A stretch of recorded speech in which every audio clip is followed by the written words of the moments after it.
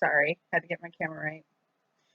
I just wanted to tell you this is my first video podcast versus my normal Anchor.fm podcasts. So that's really great.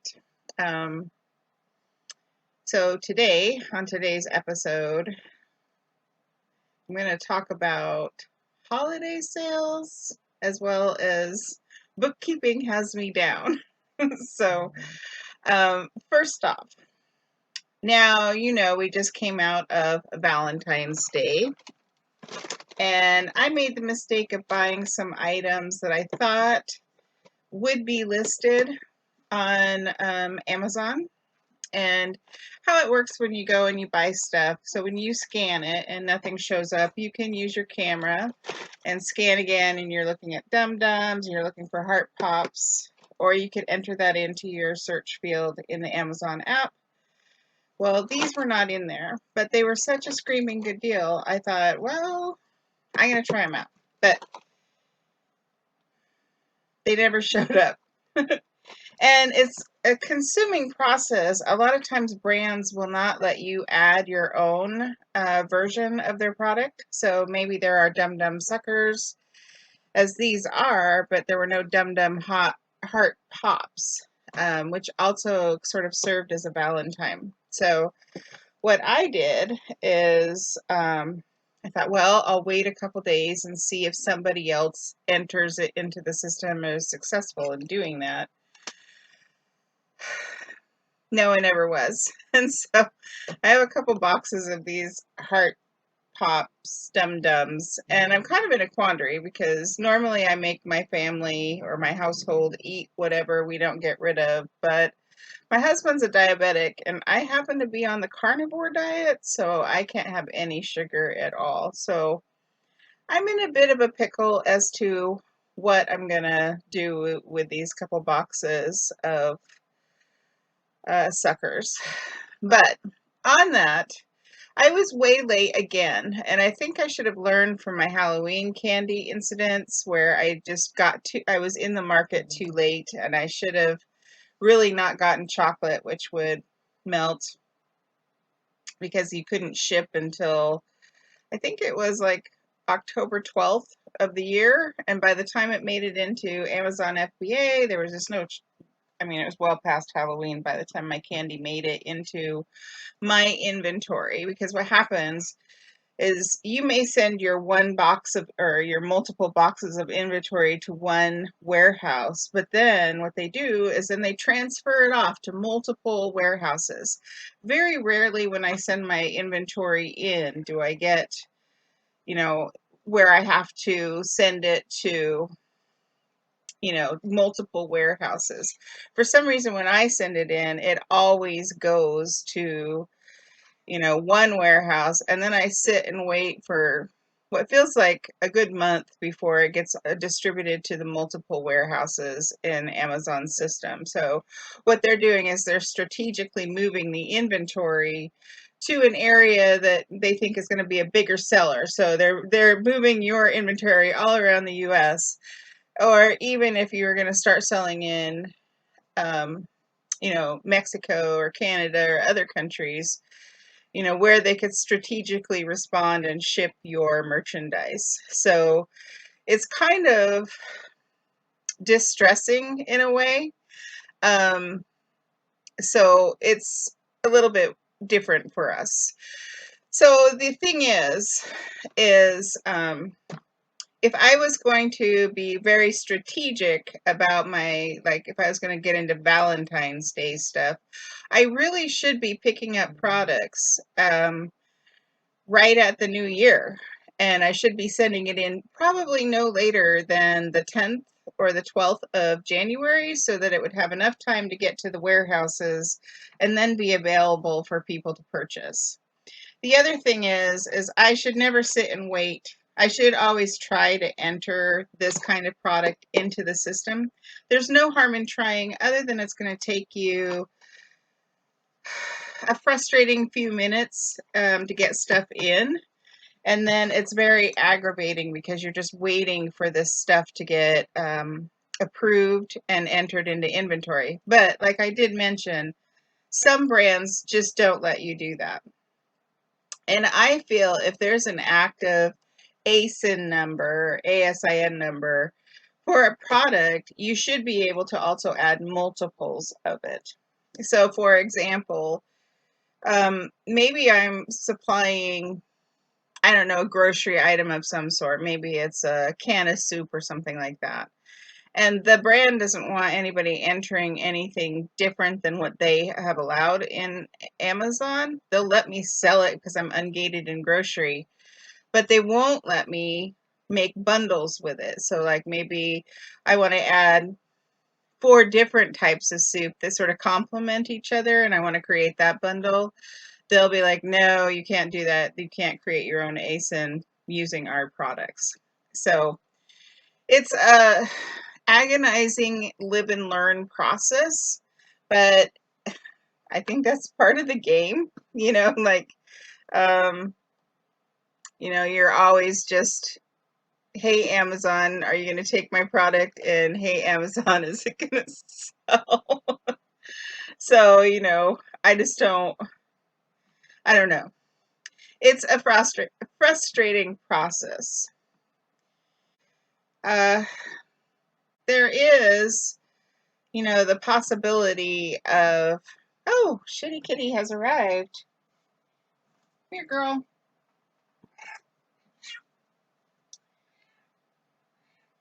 She's been bugging me this morning. I haven't been down to work in my home office for a couple days, and so she's very particularly needy. But this is Shitty Kitty. In public to the vet, she's known as Sheba, but she stayed with us. I got her as a kitten when our house burned down here. She lived in the burned out carcass of the house because she refused to be caught, but we would just keep dropping off food while the house was getting rebuilt. And then she lives down here in the basement because the dogs are not kitty friendly because they had such a break in time from being away from the cats. So this is Shitty. I do want to say it is a struggle to find products, and I've been watching a lot on Facebook groups about online sales and stuff, and people are saying I scan and I scan and I scan, and I just I can't really find anything to sell. You just have to keep scanning. That's not It's hard to find stuff to sell sometimes, but then you'll find a niche and then you'll be able to just buy all that stuff and sell it. And sometimes you look for a variation of something you're already selling, and maybe that market for it is tapped out, but there's a variation from the same company that you could sell. And so then you do that. I also tend to do little things like this nightlight or maybe this. So they're all tiny, very lightweight, and I can ship them off very easily. And typically I just poly bag them and seal it up with a warning about suffocation for bags. Even though my bags have that warning on it, I always put the sticker too because it's more visible on your bag. And then you can just mail it off yourself. So today I have 5 products that I have to bundle up and send off myself. So there's that. All right, so I'm going to take a quick break and then I'm going to be back and talk to you about the dreaded taxes situation. Whew, this is my first video podcast. I will say it's a bit intimidating looking at my face while I'm talking just so that I have eye contact with the screen. I definitely wasn't meant for this, but it's just something I wanted to try. So let's talk about taxes. So, receipts.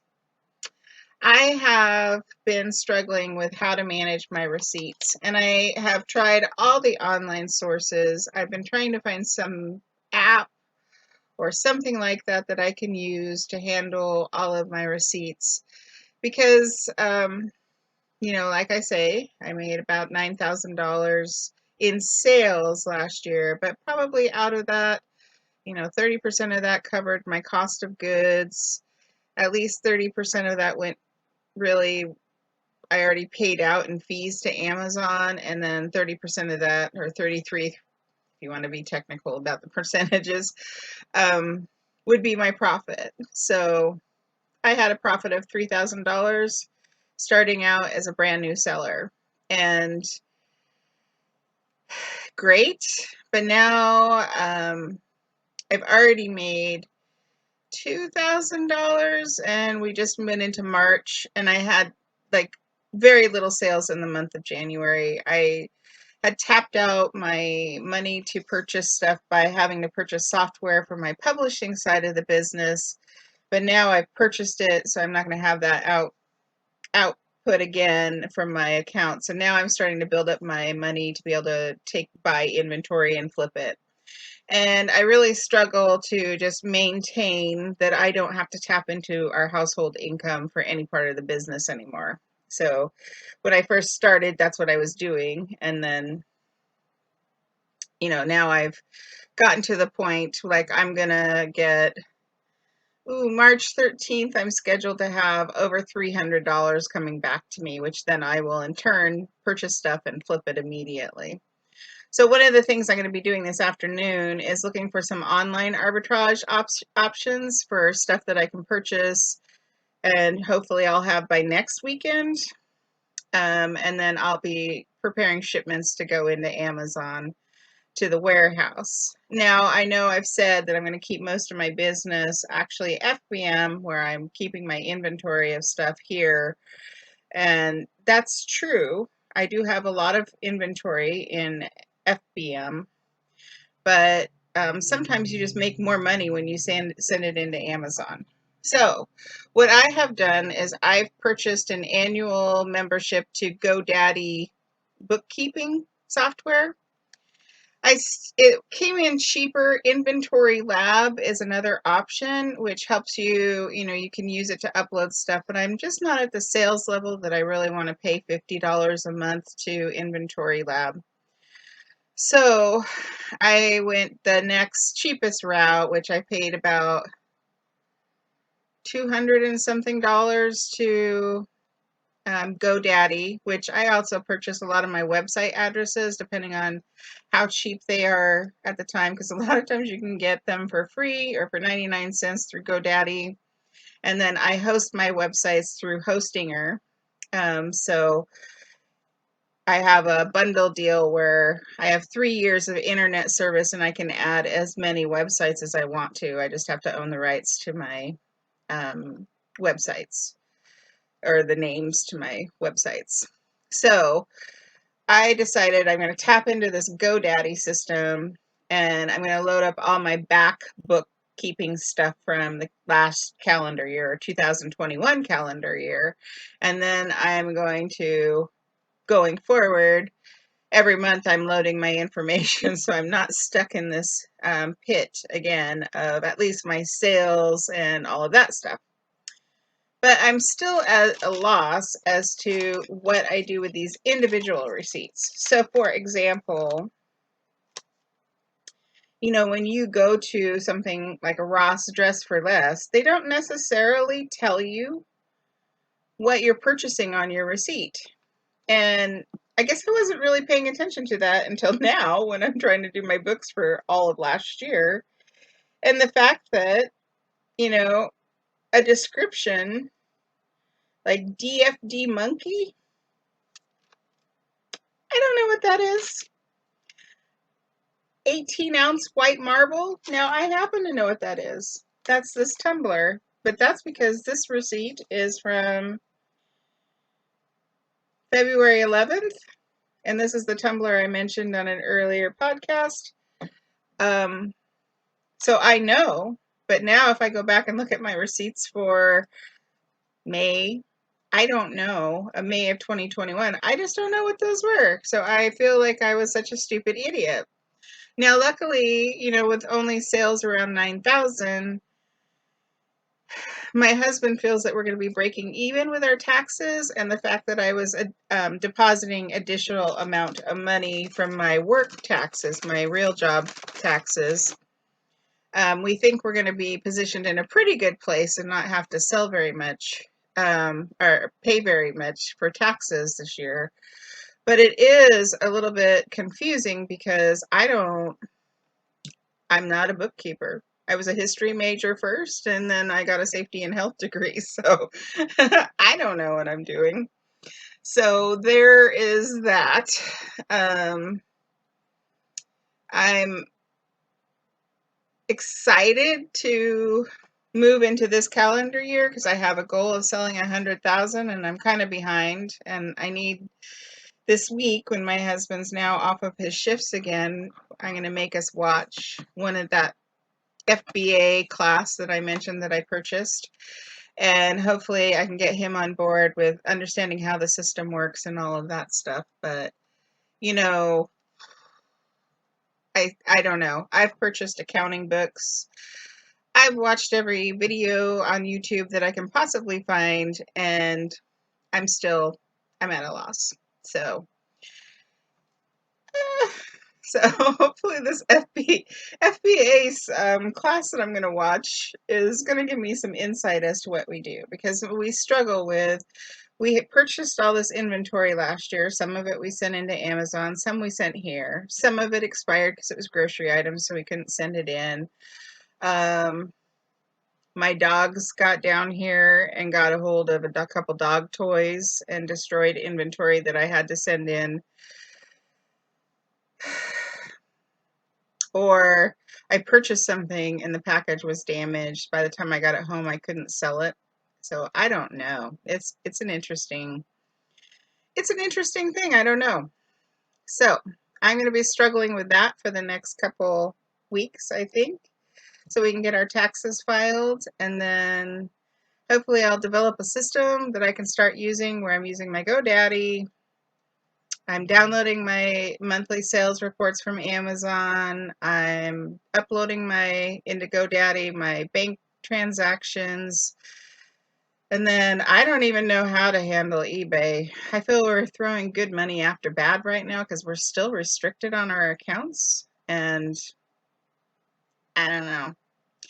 But anyway, so I actually have a plan. I have a bunch of wool clothing that I purchased when I was the size I was when I first started wearing wool last year in February 2021.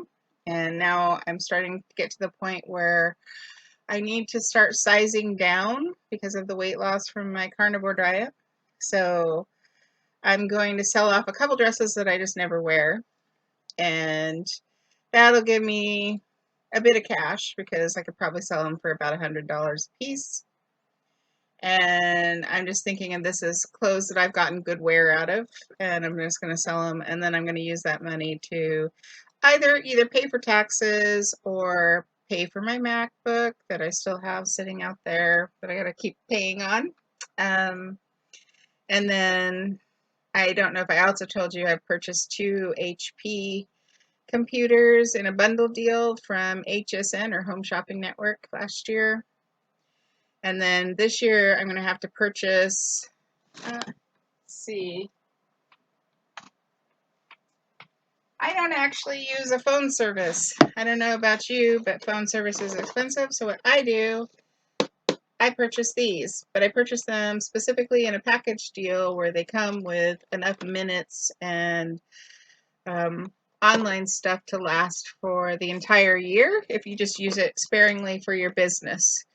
And so for me, I have to maintain a couple lines, one for my author page, one for my publishing company, and one for my mercantile store. So I have 2 of these that I can activate right now, but I'll need another one when my author phone line will expire in a few months. So I'll have to purchase another one of these.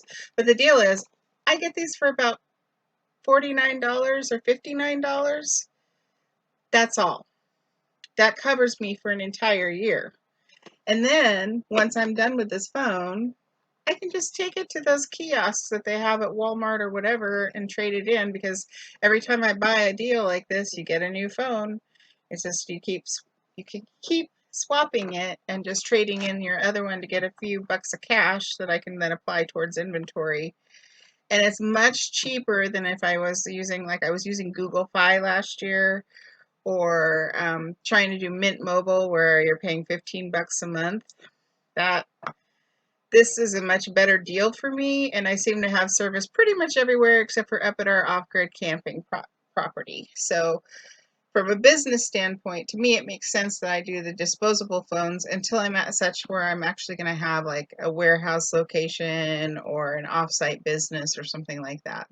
Because it's minimal what I do. And when I'm at home or whatever, I use my regular cell phone. I can do Wi-Fi calling. Whenever I have a phone like this, sometimes they allow Wi-Fi calling and sometimes they don't. So then I'm just using that instead of using up my minutes when I'm working from home. So my business is in a jumbles as far as my business documents go, but I feel like this is going to be a good year in sales. So we'll see. Anyway, so again, thank you for watching. Sorry I didn't even put makeup on for you guys. I'm not about that. I'm not about being pretty. I'm about being business minded, and my goal is to make 100,000 in sales this year, while working full time at another job, and while publishing some books this year. So here's Darcy Hendrickson. I'm dashing away my debt, one transaction at a time.